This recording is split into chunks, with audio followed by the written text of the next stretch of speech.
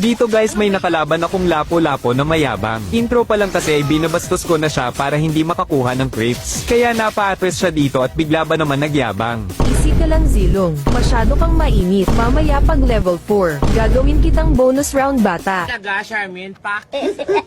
Tapos nagulat ako nag-aantay pala ng respo ang yawa hahaha. Pero kahit dalawa pa yan ay makikipagsabayan tayo.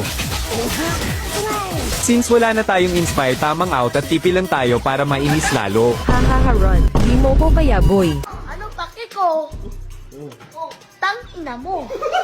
Dito nakaabang pala ang dalawa, malas nila at may respo tayo. Nakuha ko dito si Eudore sayang at naka-flicker pa ang yawa at tumipi pa talaga hahaha. Halika pasok ka kung matapang ka. Hindi totoo yan. Ano ka nasisira, ulo? Dito malapit na ako mag level 4, kaya ang ginawa ko ay pinilit ko siyang pumalag sa akin. Since nakakuha ako ng creeps, wala nang nagawa ang yawa. Tipi ka sa akin boy. Ay chamba na una mag-level. Mahina ka Peren. Talaga? Hindi sana pinabillboard mo. Dito turtle fight na kaya sumunod ako dito. At naiwan nga dito si Kalea Batong Bakal kaya binigyan ko na.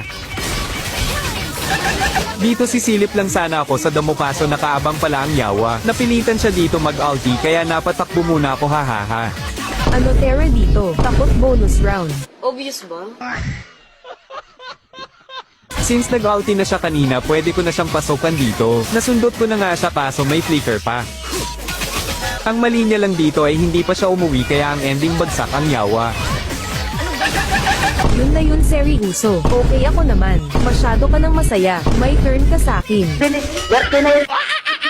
Kapal na mukha mo! Nagrabe hindi pa pala seryoso si Idol. Nakakakaba naman mga ganitong player may turn pa ang yawa. Nga pala baka bago ka lang sa ating page at gusto mo ng mga ganitong videos ay i-like at follow muna ang ating page. At kung matagal ka nang nanonood sa videos natin o baka isa ka sa mga solid supporters natin ay baka pwede makakuha ng isang heart at share. Maraming salamat. Dito nga ay inabangan ko na naman siya. Pinagtatusok ko siya dito. Wala atang ulti si Idol kaya ang nangyari ay nagmukha siyang punching bag. Nga pala sa mga Zilong users dyan, sa tingin nyo makakasabay pa kaya si Zilong ngayong season? Kaya niya kaya makipagsabayan sa mga bagong hero at meta ngayon? Kung Zilong user ka abay i-comment mo kung malakas pa rin ba ang sinasabi nilang bonus round na hero na ito. Panoorin nyo guys kung makakabawi nga ba si Lapo-Lapo sa larong ito.